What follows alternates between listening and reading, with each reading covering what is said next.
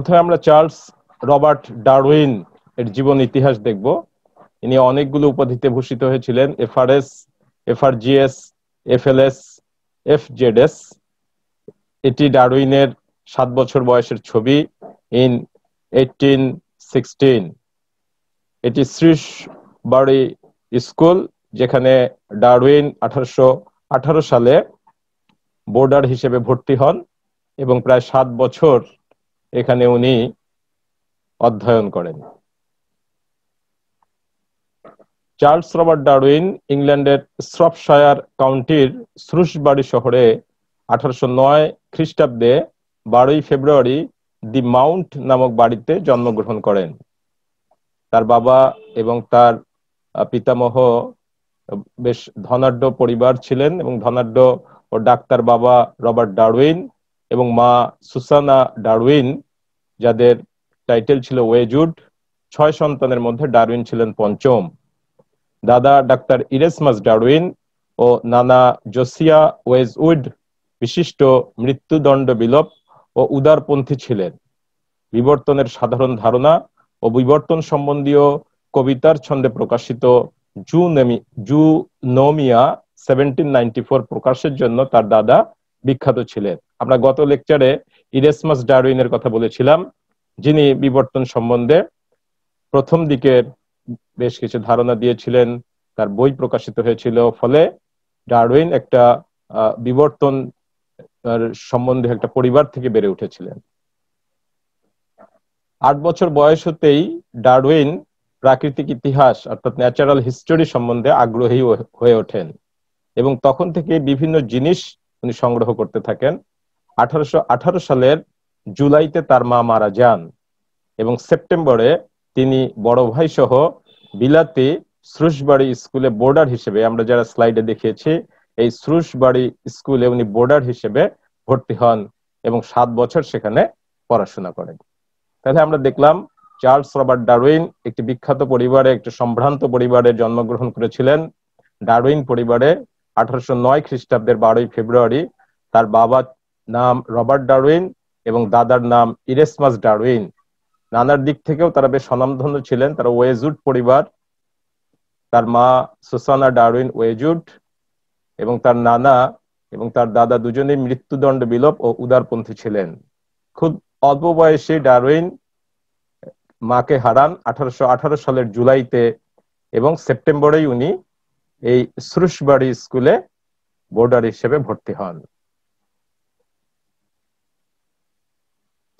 এটি হচ্ছে এডিনবার্গ ইউনিভার্সিটির মেডিকেল স্কুল। সেই সময়ের অত্যন্ত সর্বোৎকৃষ্ট একটি মেডিকেল স্কুল ছিল, যেখানে তার পারিবারিক ঐতিহ্য অনুযায়ী ডাক্তারি পড়ানোর জন্য তার বাবা এখানে তাকে ভর্তি করে দেন এবং এখানে 1825 থেকে 1827 পর্যন্ত ডারউইন এখানে মেডিসিনে অধ্যাপনের জন্য এখানে অবস্থান করেন। 1825 সালের অক্টোবরে ভাই ইরেসমাস সহ সেই সময়ের ব্রিটেনের সর্বোৎকৃষ্ট বিশ্ববিদ্যালয় মেডিকেল স্কুল এডিনবার্গ মেডিকেল স্কুলে ভর্তি হন।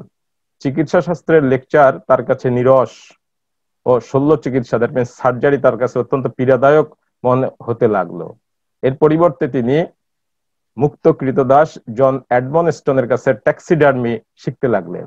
ট্যাক্সিডার্মি হলো যে ওই অনেকটা মমিফিকেশন করার মতো আর কি, অর্থাৎ প্রাণীর চামড়ার ভিতরের যা কিছু আছে তার পৌষ্টিক তন্ত্রগুলোকে বের করে দিয়ে তার চামড়া সহ তার উপরের আবরণটিকে সংরক্ষণ করা, ওই রকম অবয়ব দেওয়া, এটিকে বলে ট্যাক্সিডার্মি। এতে বেশ উনি আগ্রহী ছিলেন এবং এটি শিখতে লাগলেন। মেডিকেল কলেজের পড়াশোনা তার ভালো লাগছিল না। ইনি হচ্ছেন রবার্ট এডমন্ড গ্র্যান্ট, একজন ব্রিটিশ অ্যানাটমিস্ট অ্যান্ড জুওলজিস্ট। এনার কাছে ডারউইন বেশ কিছু, বিশেষ করে সামুদ্রিক বিভিন্ন প্রাণীর লাইফ সাইকেল নিয়ে গবেষণা করতে থাকলেন এবং ইনি প্রথম ডারউইন একটি আবিষ্কার করলেন, সেটা হচ্ছে ওয়েস্টার্ন নামক এক ধরনের মলাস্কের ভিতরে উনি স্কেট জোকের ডিম আবিষ্কার করলেন এবং এই 1825-এর দ্বিতীয় বছরে অর্থাৎ 1826-এর দিকে তিনি প্লিনিয়ান সমিতি নামক এক ধরনের সমিতিতে যোগ দেন, যেটি সে সময়ের সনাতন ধর্মীয় মতাদর্শের সাথে জড়বাদী চিন্তাধারার শিক্ষার্থীদের মধ্যে বিতর্ক হতো। দ্যাট মিনস সনাতন হচ্ছে অর্থোডক্স আর জড়বাদী হচ্ছে ম্যাটেরিয়ালিস্টিক। এই ধরনের দুটি মতাদর্শের মধ্যে এক ধরনের বিতর্ক, লাইভ বিতর্ক হতো। এই সমিতিটির নাম ছিল প্লিনিয়ান সমিতি। তো বিশ্ববিদ্যালয়ের দ্বিতীয় বছরে ডারউইন প্রাকৃতিক ইতিহাস ভিত্তিক প্লিনিয়ান সমিতিতে যোগ দেন, যেখানে সনাতন ধর্মীয় মতাদর্শের সাথে জড়বাদী চিন্তাধারার শিক্ষার্থীদের মধ্যে বিতর্ক হতো। সামুদ্রিক অমেরুদণ্ডী প্রাণীদের শারীরস্থান ও জীবনচক্র অনুসন্ধানে তিনি রবার্ট এডমন্ড গ্রান্ট, এই যে ইনি হচ্ছেন রবার্ট এডমন্ড গ্রান্ট, এনাকে সহযোগিতা করতেন। এবং 1827 সালের 27শে মার্চ তিনি আবিষ্কার করেন যে ওয়েস্টারের খোলক, ওয়েস্টার হচ্ছে এক ধরনের মলাস্ক যার খোলক অভ্যন্তরে কালো স্পোর আসলে এসকেট জোকের ডিম। তিনি উদ্ভিদের শ্রেণীবিন্যাস নিয়ে পড়তে থাকেন এবং বিশ্ববিদ্যালয় মিউজিয়ামে জীব সংগ্রহে সাহায্য করতে থাকেন।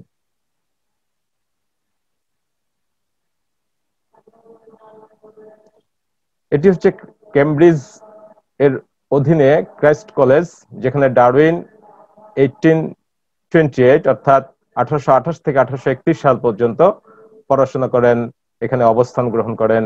এবং তার বাবা যখন দেখলেন যে তার ডাক্তারি বা চিকিৎসা শাস্ত্রে খুব একটা বেশি আগ্রহ নয়, উদাসীন, তখন এনাকে এই ক্রাইস্ট কলেজেও ভর্তি করে দেন ব্যাচেলর অফ আর্টসে। তো ব্যাচেলর অফ আর্টসে ভর্তি হলেও কেমব্রিজের তখন ট্রাইপস নামক এক ধরনের পরীক্ষা দিতে হতো। ট্রাইপস পরীক্ষায় উত্তীর্ণ হলে তাকে ব্যাচেলর অর্থাৎ সম্মান ডিগ্রিতে ভর্তি হওয়ার সুযোগ দেওয়া হতো। যেহেতু উনি ট্রাইপস পরীক্ষায় অনুত্তীর্ণ হন, সেজন্য তাকে ব্যাচেলর অফ আর্টস এর পরিবর্তে সাধারণ ডিগ্রিতে ভর্তি হতে হয়। তবে সেখানে তিনি ভালো রেজাল্ট করেন এবং সেখান থেকে উনি কৃতিত্বের সাথে বের হয়ে আসেন। বিচক্ষণ বাবা চিকিৎসা শাস্ত্র পাঠে ছেলের উদাসীনতা বুঝতে পারলেন এবং ডারউইনকে কেমব্রিজের খ্রিস্ট কলেজে ব্যাচেলর অফ আর্টস ডিগ্রিতে ভর্তি করে দেন, যেটি ছিল বিলাত দেশীয় পাদ্রী হওয়ার প্রথম পদক্ষেপ। ট্রাইপস পরীক্ষা অনুত্তীর্ণ হওয়ায় 1828 সালে তিনি সাধারণ ডিগ্রি কোর্সে ভর্তি হন। তার চাচাতো ভাই ছিলেন উইলিয়াম ডারউইন ফক্স, যিনি একজন এন্টোমোলজিস্ট ছিলেন এবং তিনি বাটারফ্লাই বা প্রজাপতি সংগ্রহ করতেন। তার অনুপ্রেরণায় এবং উৎসাহে তিনি বিটল সংগ্রহ বা গুবরে পোকা সংগ্রহে ডারউইন সংগ্রহ করতে থাকেন, বা ডারউইন এটার উপর আগ্রহ সৃষ্টি হয়।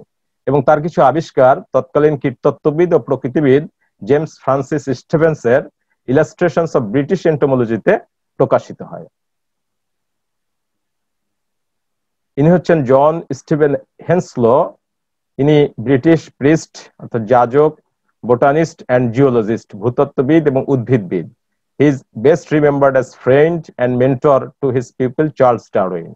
অর্থাৎ চার্লস ডারউইন এর অন্যতম একজন পথ প্রদর্শক হিসেবে জন স্টিভেন হেন্সলোর নাম স্মরণীয় হয়ে থাকবে। তাকে ডারউইন অনেক বেশি তার শরণাপন্ন হতেন এবং তাকে অনেক বেশি ফলো করতেন। ইনি হচ্ছেন জন স্টিভেন হেন্সলো। ভাই ফক্স ডারউইনের মাধ্যমে তিনি উদ্ভিদবিদ্যার প্রফেসর ও যাজক জন স্টিভেন্স হেন্সলোর অনুসারী হন এবং কাছের বন্ধুতে পরিণত হন। এর পাশাপাশি তিনি স্বনামধন্য অন্যান্য যাজক প্রকৃতিবিদদের সাথে মিলিত হন, যারা ধর্মতত্ত্বের সাথে প্রাকৃতিক বিজ্ঞানের মিল খুঁজতেন। এর মধ্যে উইলিয়াম পালের এভিডেন্সেস অফ ক্রিশ্চিয়ানিটি গ্রন্থটি উনি খুব পছন্দ করেন এবং এর ভাষা ও দর্শন পাঠ করে পুলকিত হন। 1831 সালের সাধারণ ডিগ্রি পরীক্ষায়, চূড়ান্ত পরীক্ষায় তিনি 178 জনের মধ্যে 10ম স্থান লাভ করেন। এই যে ব্যাচেলর অফ আর্টসে ভর্তি হওয়ার পরে ট্রাইপস পরীক্ষায় অনুত্তীর্ণ হলেন, ফলে উনি সাধারণ ডিগ্রি কোর্সে ভর্তি হতে হলো তাকে। তো এই যে সাধারণ ডিগ্রি কোর্সে উনি বেশ কৃতিত্বের একটি রেজাল্ট রাখলেন। 178 জনের মধ্যে উনি 10ম স্থান অধিকার করলেন।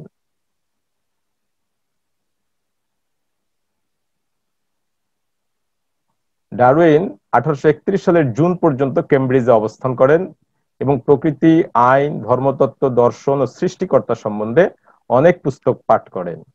আলেকজান্ডার ভন হামবোল্ট রচিত বৈজ্ঞানিক ভ্রমণ কাহিনী পার্সোনাল ন্যারেটিভ পড়ে তিনি অত্যন্ত অনুপ্রাণিত হন এবং কিছু সহপাঠী সহ স্পেনের টেনেরিফ দ্বীপ ও গ্রীষ্মমণ্ডলীয় অঞ্চলের অর্থাৎ ট্রপিক্যাল রিজিয়নের প্রাকৃতিক ইতিহাস দেখার পরিকল্পনা করেন।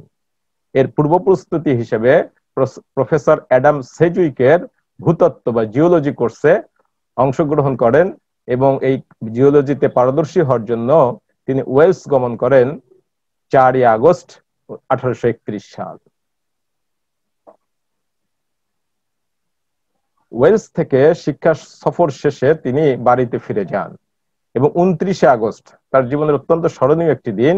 এই 29 আগস্ট প্রফেসর হ্যান্সলোর একটি চিঠি পান, একটা সুপারিশপত্র পান, যেটি ছিল ব্রিটিশ নৌবাহিনীর হাইড্রোলজিক্যাল সার্ভের একটি ফ্রিগেট জাহাজ HMS বিগল এর ক্যাপ্টেন রবার্ট ফিটজয়ের সাথে বিশ্ব ভ্রমণে একজন ভদ্রলোক সঙ্গী ও প্রকৃতিবিদ হিসেবে নিয়োগের সুপারিশপত্র। তাহলে এই 29 আগস্ট ছিল তার জীবনের অত্যন্ত স্মরণীয় একটি দিন, কারণ তিনি প্রফেসর হ্যান্সলোর একটি চিঠি পান, একটি সুপারিশপত্র পান, যে সুপারিশপত্রে HMS বিগল, এই যে তোমরা জাহাজটা দেখতে পাচ্ছ, এটি HMS বিগল জাহাজ ব্রিটিশ নৌবাহিনীর একটি ফ্রিগেট জাহাজ। এটা মূলত হাইড্রোলজিক্যাল সার্ভে অর্থাৎ সমুদ্রের তীরবর্তী উপকূল এবং দ্বীপসমূহের হাইড্রোলজিক্যাল সার্ভে করবে এবং সেই সার্ভের যে ক্যাপ্টেন, মানে জাহাজের যিনি ক্যাপ্টেন রবার্ট ফিটজয়ের, ইনি একজন ভদ্রলোক সঙ্গী, তার সাথে উনি বিভিন্ন কথাবার্তা বলবেন, বিভিন্ন বিষয় নিয়ে আলোচনা করবেন এবং ন্যাচারালিস্ট হিসেবে, ভদ্রলোক সঙ্গী এবং ন্যাচারালিস্ট হিসেবে এই নিয়োগের সুপারিশপত্রটি উনি পান। বাবা রবার্ট ডারউইন প্রথমে রাজি ছিলেন না, কারণ এই বিশ্ব ভ্রমণটি ছিল প্রায় 5 বছরের এবং বাবা মনে করলেন যে এটা তার একটা টাইম ওয়েস্টেজ হবে। কিন্তু উনি ওনার মামার কাছে, মামার শরণাপন্ন হলেন। অর্থাৎ বাবা রবার্ট ডারউইনের ইচ্ছা না থাকলেও তার শ্যালক জোসিয়া ওয়েজুড, অর্থাৎ ডারউইনের মামা জোসিয়া ওয়েজুড টু এর সুপারিশে বাবা রাজি হন এবং ডারউইন এই HMS বিগল জাহাজে একজন ভদ্রলোক সঙ্গী হিসেবে এবং একজন প্রকৃতিবিদ হিসেবে গমন করেন, রওনা হন। 27 ডিসেম্বর 1831 খ্রিস্টাব্দে প্লিমাউথ বন্দর থেকে দক্ষিণ আমেরিকার উদ্দেশ্যে যাত্রা শুরু করেন। জাহাজে ডারউইনের জন্য ছিল একটি নিজস্ব কক্ষ ও ক্যাপ্টেনের খাবার টেবিলের নির্দিষ্ট একটি আসন। বিগল অভিযাত্রায় কিছু প্রয়োজনীয় বৈজ্ঞানিক সরঞ্জামাদির পাশাপাশি তিনি চার্লস লায়েলের দ্য প্রিন্সিপালস অফ জিওলজি সহ কিছু বই সঙ্গে নিয়েছিলেন। লায়েলের গ্রন্থ থেকে সমরূপতাবাদ বা ইউনিফর্মিটারিয়ানিজম ধারণা তিনি পেয়েছিলেন, যে মতবাদের মূল কথা ছিল পৃথিবীতে বিদ্যমান প্রাকৃতিক শক্তিসমূহ, যেমন বৃষ্টি, প্লাবন, বায়ু প্রবাহ, ভূমিকম্প, অগ্নুৎপাত ইত্যাদি বিবর্তনে মুখ্য ভূমিকা পালন করছে এবং প্রাকৃতিক শক্তিসমূহ অতীতের ন্যায় বর্তমানেও কি আছে, সক্রিয় আছে। এটি ইউনিফর্মিটারিয়ানিজম, এই সমরূপতাবাদের মূল বক্তব্য এবং যেটি ছিল চার্লস লায়েলের দ্য প্রিন্সিপালস অফ জিওলজি সহ কিছু বই। তো এটি 27 ডিসেম্বর 1831 এটা বিগল জাহাজটি HMS বিগল জাহাজ, এটা তার ভয়েস 2, দ্বিতীয় ভয়েস এই জাহাজের। তার প্রথম ভয়েস ছিল বা প্রথম ভ্রমণ ছিল 1820 সালে, আর এটি দ্বিতীয় ভয়েস 1831 সালে, যেটি আধুনিক বিবর্তন বিদ্যার জনক চার্লস রবার্ট ডারউইন বিশ্ব ভ্রমণে এই বিগল জাহাজে করে প্রায় 5 বছর বিশ্ব ভ্রমণ করেন। ডারউইনের সেই প্লিমাউথ বন্দর থেকে কেপ ভার্ডি হয়ে, এটা দেখতে পাচ্ছ তোমরা, দক্ষিণ আমেরিকার বাহিয়া, ব্রাজিলের বাহিয়া উপকূল, এখানে দক্ষিণ আমেরিকার পূর্ব তটরেখা এবং পশ্চিম তটরেখা, এই জায়গাগুলোতে বিভিন্ন উপকূলীয় বন্দর এবং বিভিন্ন দ্বীপ, যেমন ফকল্যান্ড দ্বীপ এবং তোমরা গ্যালাপাগোস দ্বীপের নাম শুনেছ, এই সমস্ত দ্বীপ উনি পরিদর্শন করেন, বিভিন্ন জীব সংগ্রহ করেন। গ্যালাপাগোস দ্বীপ হয়ে পাশে নিউজিল্যান্ড হয়ে এখানে তাসমানিয়া, অর্থাৎ অস্ট্রেলিয়ার তাসমানিয়া হয়ে কোকোস আইল্যান্ড হয়ে দক্ষিণ আফ্রিকার কেপ টাউন হয়ে আবার উনি ফিরে আসেন ইংল্যান্ডে। তো এই যে ভ্রমণ প্রায় 5 বছরের ভ্রমণ। এই বিশ্ব ভ্রমণে উনি বিভিন্ন ধরনের জীব এবং ফসিল সংগ্রহ করে নিয়ে আসেন এবং তাদের ভিতরে সাদৃশ্য এবং সম্পর্ক নিয়ে পরবর্তী 20 বছর উনি গবেষণা করতে থাকেন। জাহাজটি প্রথমে কেপ ভার্ডির সেন্ট জাগো দ্বীপে নোঙ্গর করে। এই যে কেপ ভার্ডি দেখতে পাচ্ছ, এই কেপ ভার্ডির সেন্ট জাগো দ্বীপে নোঙ্গর করে। এরপর ব্রাজিলের বাহিয়া ব্লাঙ্কা, এই যে বাহিয়া ব্লাঙ্কা, পাটাগোনিয়া উপকূল সহ দক্ষিণ আমেরিকার পূর্ব ও পশ্চিম তটরেখার বিভিন্ন উপকূল ও দ্বীপ, তন্মধ্যে গ্যালাপোগাস দ্বীপ, ফকল্যান্ড দ্বীপ গুলো অন্যতম। এরপরে নিউজিল্যান্ড, তাহিতি দ্বীপ, অস্ট্রেলিয়া, তাসমানিয়া, কোকোস দ্বীপ, মৌরিতিয়াস, এই যে কোকোস, মৌরিতিয়াস, এরপরে কেপ টাউন, দক্ষিণ আফ্রিকার কেপ টাউন প্রভৃতি স্থানে প্রায় 5 বছর বিশ্ব ভ্রমণ শেষে 2 অক্টোবর 1836 খ্রিস্টাব্দে ইংল্যান্ডের ফলমাউথ কর্নওয়াল বন্দরে ফিরে আসেন। পৃথিবীর নানা দেশ হতে বিচিত্র জীবজন্তু ও ফসিল সংগ্রহ করেন এবং পরবর্তী 20 বছর এই সকল নমুনা পরীক্ষা নিরীক্ষা করেন এবং প্রাণীসমূহের মধ্যে সাদৃশ্য ও সম্পর্ক নিয়ে গবেষণা করেন। 24 জানুয়ারি 1839 খ্রিস্টাব্দে রয়্যাল সোসাইটির ফেলো বা FRS নির্বাচিত হন এবং 29 জানুয়ারি এমা ওয়েজউডকে বিয়ে করেন। এমা ওয়েজউড তার ফার্স্ট কাজিন এবং তারা 10 জন সন্তানের জনক জননী হন। 1839 সালে তার লিখিত journal of the researches of voice of the HMS Beagle গ্রন্থটি প্রকাশিত হয় এবং ব্যাপক জনপ্রিয়তা লাভ করে এবং প্রকৃতি বিজ্ঞানী হিসেবে তিনি খ্যাতি অর্জন করেন। তিনি অনেকগুলো গ্রন্থ, জার্নাল রচনা করেছিলেন, তার ভিতরে উল্লেখযোগ্য কয়েকটি এখানে উল্লেখ করছি।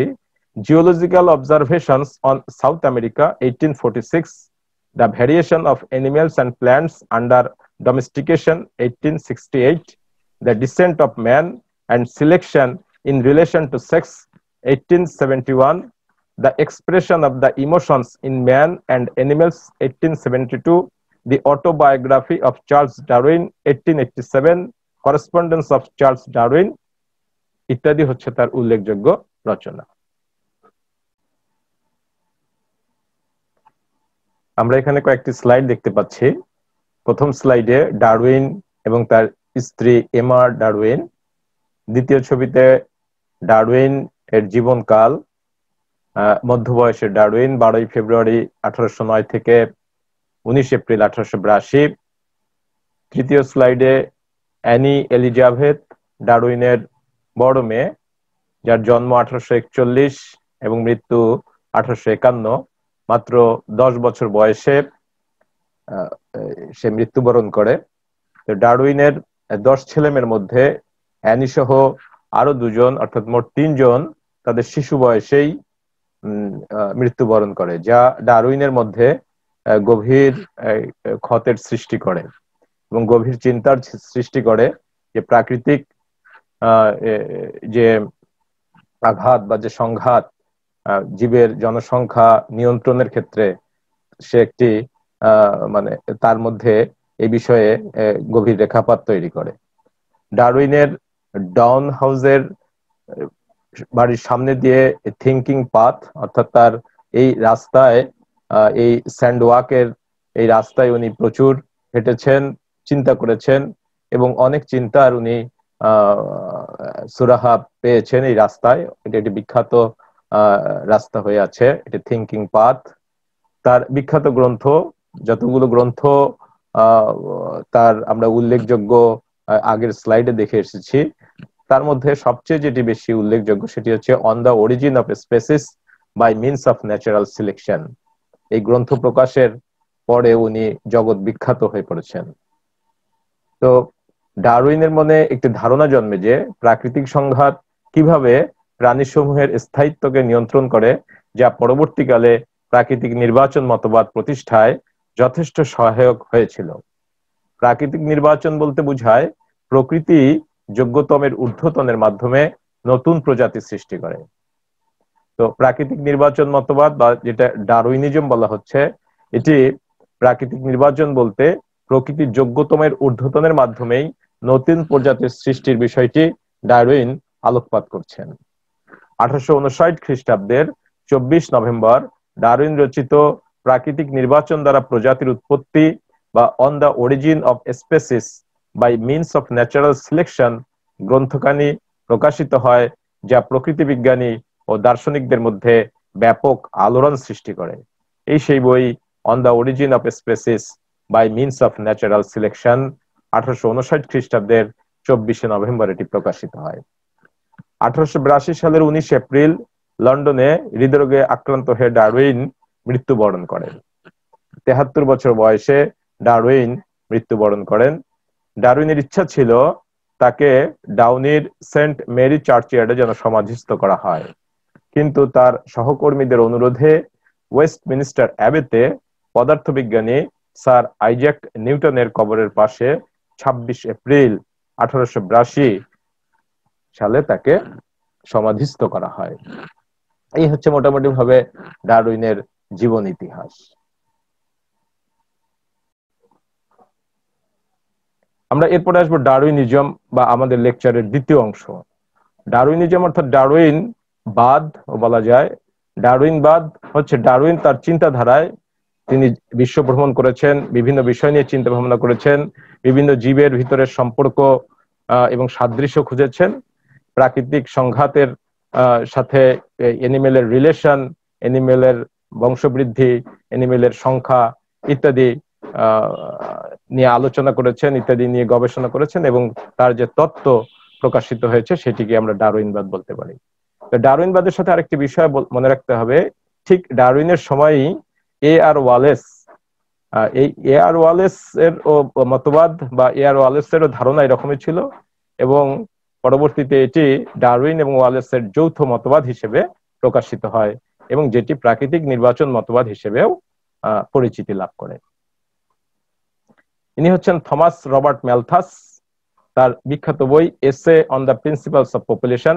ডারউইন যখন বিশ্ব ভ্রমণ শেষে ফিরে আসেন তখন পপুলেশনের উপরে, জনসংখ্যার উপরে ম্যালথাসের বইটি তিনি পাঠ করেন, এবং এই বইটি তাকে তার ন্যাচারাল সিলেকশন তত্ত্ব দেওয়ার ক্ষেত্রে বেশ উল্লেখযোগ্য ভূমিকা রাখে।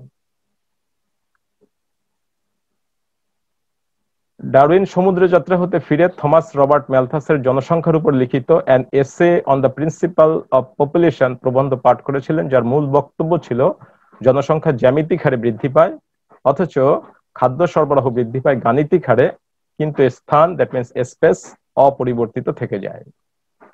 কাজেই দুর্ভিক্ষ, মহামারী, রোগ, শোক, যুদ্ধ প্রভৃতি দুর্যোগে, তাহলে এ সমস্ত প্রাকৃতিক সংঘাত কিভাবে প্রাণীসমূহের স্থায়িত্বকে নিয়ন্ত্রণ করে, যা পরবর্তীকালে প্রাকৃতিক নির্বাচনের মতবাদ প্রতিষ্ঠায় যথেষ্ট সহায়ক হয়েছিল। ইতোমধ্যে আলফ্রেড রাসেল ওয়ালেস স্বতন্ত্রভাবে ডারউইনের ন্যায় অভিন্ন মতবাদ প্রকাশ করেন। আমরা এই যে পাশের স্লাইডে আলফ্রেড রাসেল ওয়ালেসের কে দেখতে পাচ্ছি, যিনি একই সময়ে ডারউইনের মতই মতবাদ প্রকাশ করেছিলেন। ফলে তাদের দুজনের সম্মতিতে 1858 খ্রিস্টাব্দে পারস্পরিক সম্মতির মাধ্যমে ডারউইন ও ওয়ালেস তাদের আবিষ্কার পুস্তক আকারে প্রকাশ করে, এবং তাদের প্রাকৃতিক নির্বাচন মতবাদ ডারউইন ওয়ালেস মতবাদ নামে অভিহিত হয়। প্রাকৃতিক নির্বাচন মতবাদ proposed the theory of evolution. Theory of evolution বলা যেতে পারে ন্যাচারাল সিলেকশন। ইভলিউশন কথাটির অর্থ gradual change in species through অ্যাডাপ্টেশনস over time, অর্থাৎ সময়ের পরিক্রমায় জীবের ভিতরে যে পরিবর্তন, এই পরিবর্তন। প্রাকৃতিক নির্বাচন বলতে বোঝায় প্রকৃতি যোগ্যতমের ঊর্ধ্বতনের মাধ্যমে নতুন প্রজাতি সৃষ্টি করে। জীবন সংগ্রামে সেই সমস্ত জীবকুল টিকে থাকতে সক্ষম হবে যাদের যোগ্যতা আছে, এবং এই যোগ্যতাই বংশ পরম্পরায় পরবর্তী প্রজন্মে সঞ্চারিত হয়ে নতুন প্রজাতির সৃষ্টিতে সহায়তা করে। ডারউইনের প্রাকৃতিক নির্বাচন তত্ত্ব বিশ্লেষণে দেখা যায় দুইটি ভিত্তিমূলের উপরে এই মতবাদটি প্রতিষ্ঠিত। প্রথমত, জীবজগতের কতগুলো বাস্তব ঘটনাকে সূক্ষ্মভাবে লক্ষ্য করা হয়েছে, যাদের প্রকাশকে পোস্টুলেশন বলে। দ্বিতীয়ত, এই বাস্তব ঘটনাগুলোর চূড়ান্ত ফলাফলকে বৈজ্ঞানিক সত্য বলে অনুধাবন করা হয়েছে। এই ফলাফল প্রকাশকে বলা হচ্ছে ডিডাকশন। বাস্তব ঘটনাবলী ও বৈজ্ঞানিক সত্যগুলির উপর নির্ভর করে ডারউইনবাদের বক্তব্য অনুযায়ী বিবর্তন প্রক্রিয়াকে 6টি ধাপে ভাগ করা হয়েছে। প্রথম 3টি ধাপ হচ্ছে বাস্তব ঘটনাবলী এবং শেষ 3টি ধাপ হচ্ছে এর ফলাফল। ফলাফলগুলির বিশেষ একটি ধাপের বক্তব্য অনুযায়ী ডারউইনবাদকে প্রাকৃতিক নির্বাচন মতবাদ বা থিওরি অফ ন্যাচারাল সিলেকশন বলা হয়ে থাকে। এই মতবাদ অনুযায়ী বিবর্তনের জন্য চূড়ান্তভাবে প্রকৃতি বা নেচার দায়ী। ডারউইনের 6টি ধাপের প্রথম ধাপটি হচ্ছে বংশবৃদ্ধির উচ্চ হার বা প্রোডিগ্যালিটি অফ প্রোডাকশন, পরিবৃত্তির অসীম ক্ষমতা। 2 নম্বর omnipotence of variation amongst the individual. 3 হচ্ছে খাদ্য ও স্থানের সীমাবদ্ধতা, limitation of food and space. 4 জীবন সংগ্রাম, স্ট্রাগল ফর এক্সিস্টেন্স।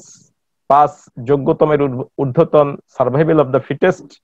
6 হচ্ছে উত্তরজীবের উপর প্রাকৃতিক নির্বাচনের ক্রিয়া, operational of natural selection among the survivors. তাহলে আমরা 6টা ধাপ দেখতে পাচ্ছি প্রাকৃতিক নির্বাচন মতবাদ বা ডারউইনবাদের বর্ণনা। বংশবৃদ্ধির উচ্চ হার, প্রোডিগ্যালিটি অফ প্রোডাকশন।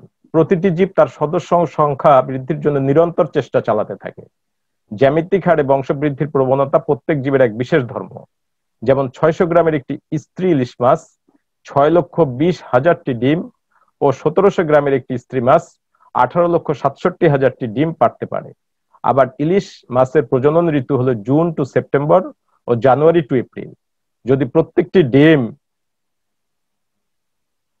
প্রত্যেকটি ডিম ফুটে বাচ্চা বের হতো এবং বাচ্চা বেঁচে থাকতো সবগুলো বাচ্চাই, তাহলে অচিরেই পানিতে স্থান সংকুলনের অভাবে ডাঙ্গায় উঠে আসতো। কিন্তু বাস্তবে দেখা যায় প্রতিনিয়ত জীবন ও মৃত্যুর মধ্যে চলছে এক আপোষহীন সংগ্রাম। এটা হচ্ছে বংশবৃদ্ধির উচ্চ হার। 2 হচ্ছে পরিবৃত্তির অসীম ক্ষমতা। যে কোনো একটি প্রজাতির সদস্যের মধ্যে আকৃতি, আচরণ, বর্ণ, শারীরবৃত্ত ইত্যাদি বৈষম্য বা বিভিন্নতা পরিলক্ষিত হয়। বিশেষ করে যেসব প্রজাতি যৌন প্রক্রিয়া বংশোৎপাদন করে তাদের মাঝে এমন 2টি সদস্য পাওয়া যাবে না যাদের মধ্যে হুবহু মিল রয়েছে। ডারউইনের মতে অবিরাম সংগ্রামের ফলে আত্মরক্ষার কারণে বহুবিধ শারীরিক পরিবর্তন বা স্ট্রাকচারাল ভ্যারিয়েশন সাধিত হয়। এই পরিবর্তনের ফলেই জীবে জীবে প্রকরণ বা পরিবৃত্তির সৃষ্টি হয়, ভ্যারিয়েশন সৃষ্টি হয়। ডারউইনের সময় জিন তত্ত্বের বংশগতীয় ব্যাখ্যা প্রকাশিত না হওয়ায় তিনি উত্তরাধিকার সূত্রে প্রাপ্ত প্রকরণের মধ্যে উত্তরাধিকার সূত্রে প্রাপ্ত নয় এমন প্রকরণের মধ্যে পার্থক্য নির্ণয় করতে ব্যর্থ হন। তাহলে বংশবৃদ্ধির উচ্চ হার এ পরিবৃত্তির অসীম ক্ষমতা এই বিষয় দুটি ডারউইন তার মতবাদে উল্লেখ করেন। 3 নম্বর হচ্ছে খাদ্য এবং স্থানের সীমাবদ্ধতা। অনুকূল পরিবেশে জীবের বংশবৃদ্ধির ক্ষমতা অসীম হলেও বাস্তবে তা দেখা হয় না। প্রতিটি প্রজাতির সংখ্যা বৃদ্ধির একটি সীমা রয়েছে। দেখা যায় যতগুলি সন্তান জন্মায় সবগুলি বেঁচে থাকে না। বেঁচে থাকা নির্ভর করে পর্যাপ্ত খাদ্য ও প্রয়োজনীয় আশ্রয়স্থলের প্রাপ্যতার উপর। ডারউইন বিশ্বাস করতেন যেহেতু খাদ্য ও স্থান সীমিত অবস্থার মধ্যে বিরাজমান, সেহেতু বংশবৃদ্ধির অত্যাধিক হারের ফলে জীবের সংখ্যাধিক্য জনিত সমস্যা জীবন যুদ্ধে অবিরত ঠেলে দিতে চায়। তাছাড়া নানা রকম শত্রু, রোগ এবং প্রাকৃতিক দুর্যোগের কারণে জীবের মৃত্যুর সম্ভাবনা থেকে যায়। তো আমরা এখানে একটি ন্যাচারাল সিলেকশনের স্লাইড দেখতে পাচ্ছি। প্রতিটি স্পিসিস শোজ ভেরিয়েশন, তারা আলাদা হতে চায়, আলাদা থাকতে চায়। এরপরে একজন আরেকজনকে তার স্থান থেকে গেট অফ মাই ল্যান্ড, আমার স্থান থেকে সরে যাও, দূরে যাও।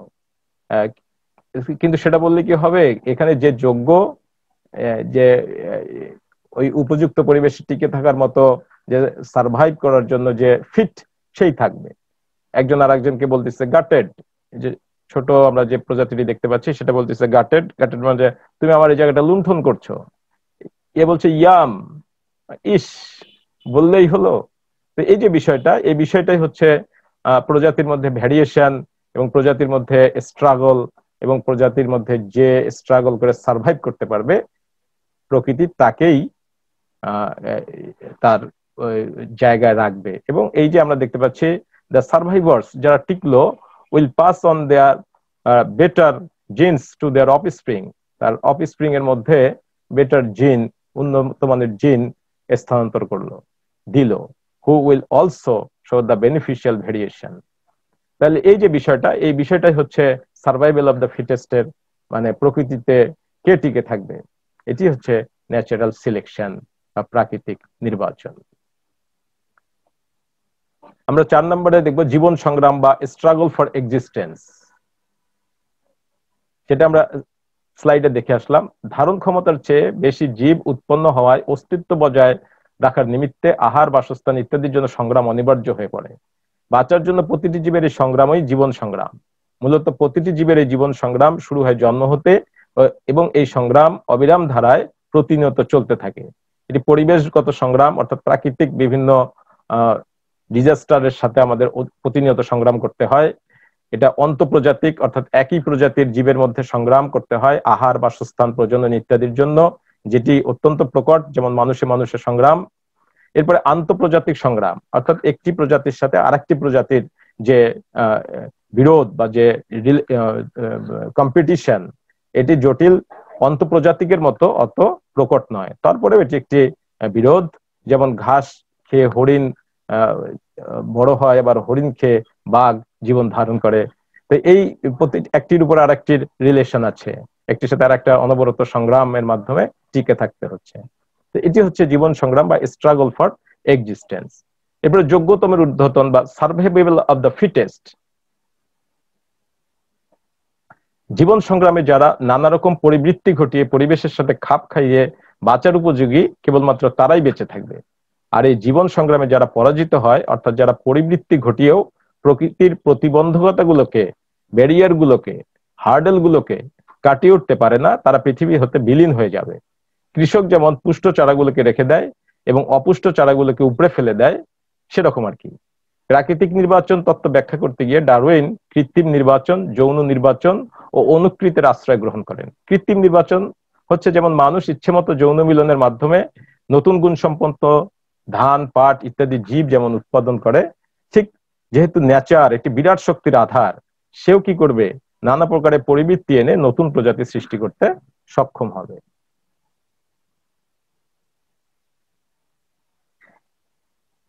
হচ্ছে যৌন নির্বাচন। জীবজগতে যৌন মিলন ও প্রজননের জন্য অবিরত সংগ্রাম চলছে, আর এই দ্বন্দ্বের ফলে যৌন নির্বাচনের প্রসঙ্গে এসে যায়। যৌন মিলনের প্রতিযোগিতার উপরে যৌন নির্বাচন নির্ভর করে। যেমন ময়ূরের রূপচ্ছটা ময়ূরের মন ভুলানোর জন্য সৃষ্টি হয়েছে। অনুকৃতি, প্রকৃতিতে প্রতিটি জীব তার পরিবেশের সাথে অভিযোজিত হয়ে বাস করতে চায়। এই অভিযোজনের বহু বছরের যোগ বিয়োগের ফলে প্রতিষ্ঠিত। বাঁচার জন্য জীবকুল যেমন পরিবেশের সাথে অভিযোজিত হয়, তেমনি নির্জীব বস্তু, গাছপালা প্রভৃতি প্রাণী ইত্যাদির ন্যায় হুবহু অনুকরণ করে শত্রুকে ফাঁকি দিয়ে মৃত্যুর হাত থেকে কৌশলে আশ্রয় নেয়। অনুকৃতি আত্মরক্ষামূলক বা আক্রমণাত্মক হতে পারে। যেমন আমরা একটা দুইটি টার্ম দেখতে পাচ্ছি, মিমিক্রি এবং ক্যামোফ্লেজ। মিমিক্রি হচ্ছে allows one animal to look, sound or act like another animal। অন্য এলিমেন্টের মতো দেখতে হবে, অথবা তার মতো কাজ হবে, অথবা তার মতো শব্দ উৎপাদন করতে পারবে। টু ফুল প্রিডেটরস, অর্থাৎ তার শিকারীকে সে বোকা বানাবে। Into thinking to poisonous or dangerous, যাতে তার শত্রু মনে করে যে সেটা বিষাক্ত নাকি বিপজ্জনক। যেমন আমরা এখানে দেখতে পাচ্ছি যে প্যাচার মতো একটা প্রজাপতির অবয়ব বা প্রজাপতির গঠন। এই যে বিষয়, আবার এটা camouflage. Camouflage is where animals use primarily colour but sometimes shape to blend in with their environment. অর্থাৎ এই যে আমরা একটা গিরগিটির মতো একটা রেপটাইলস দেখতে পাচ্ছি, যেটি প্রকৃতির সাথে মিশে গেছে, প্রকৃতির কালারের মতো তার কালারেশন, এটা ক্যামোফ্লেজ।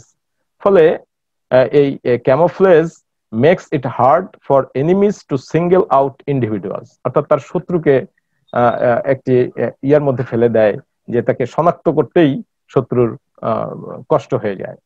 এটি হচ্ছে ক্যামোফ্লেজ। তাহলে এগুলো সবগুলোই হচ্ছে অনুকৃতি, যেটি ডারউইন বলছেন যে পরিবেশের সাথে অভিযোজিত হয়ে বাস করতে চায়, সে যাতে টিকে থাকতে পারে এবং প্রতিকূল পরিবেশে এবং শত্রুর হাত থেকে সে যেন সংগ্রাম করে তার জীবনটাকে রক্ষা করতে পারে।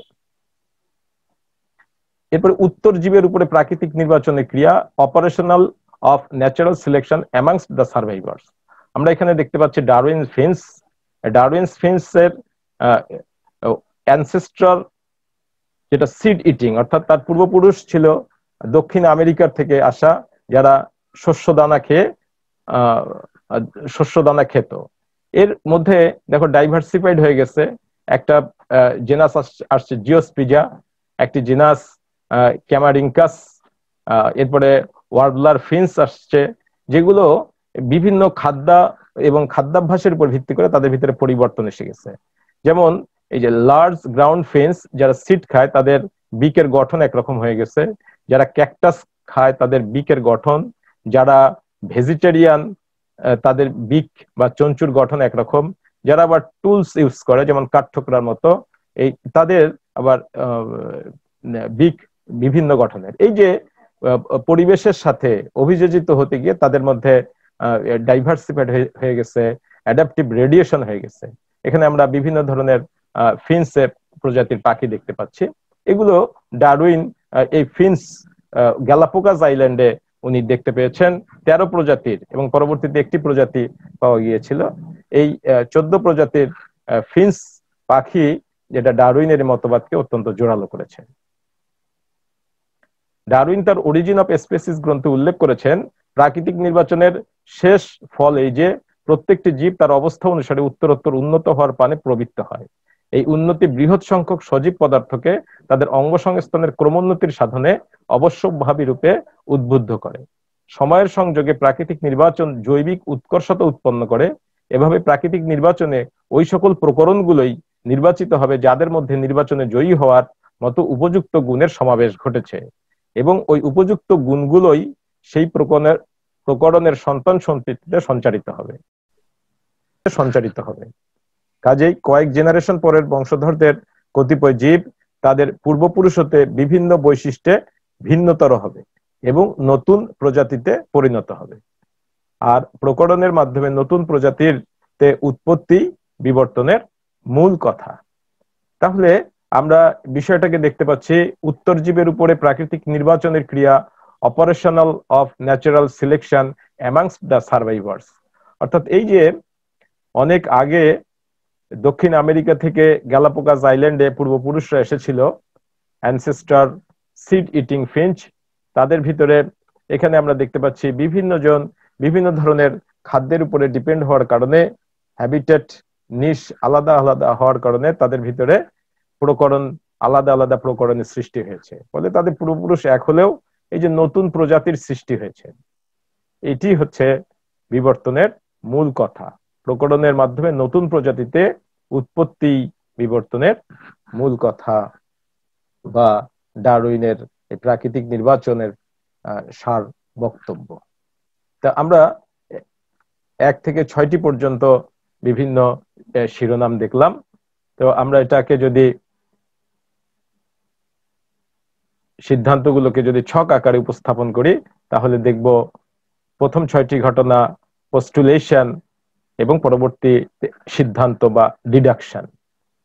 বংশবৃদ্ধির উচ্চ হার ও খাদ্য এবং স্থানের সীমাবদ্ধতার সিদ্ধান্ত আসছে জীবন সংগ্রাম বা স্ট্রাগল ফর এক্সিস্টেন্স। জীবন সংগ্রাম এবং পরিবৃত্তি অর্থাৎ অমনিপোটেন্স অফ ভ্যারিয়েশন অ্যামংস্ট দ্য ইন্ডিভিডুয়াল। জীবের ভিতরে ভ্যারিয়েশন হওয়া, আলাদা হওয়া, প্রকরণ সৃষ্টি হওয়া, সার্ভাইভ করার মিলে হচ্ছে যোগ্যতমের ঊর্ধ্বতন বা সার্ভাইভাল অফ দ্য ফিটেস্ট। কে প্রকৃতিতে টিকে থাকবে, কে প্রকৃতিতে যোগ্যতা অর্জন করবে, এই যোগ্যতমের ঊর্ধ্বতন এবং উত্তরজীবের উপরে প্রাকৃতিক নির্বাচনের ক্রিয়া বা natural selection amongst the survivors মিলে হচ্ছে নতুন প্রজাতির উৎপত্তি বা স্পেসিয়েশন। পূর্ববর্তী জীব থেকে, তার পূর্বপুরুষ থেকে নতুন ধরনের প্রজাতির সৃষ্টি হবে। তো এটি হচ্ছে ডারউইনের প্রাকৃতিক নির্বাচনের যে মৌলিক সিদ্ধান্তগুলো, সেটি আমরা ছক আকারে এভাবে উপস্থাপন করতে পারি।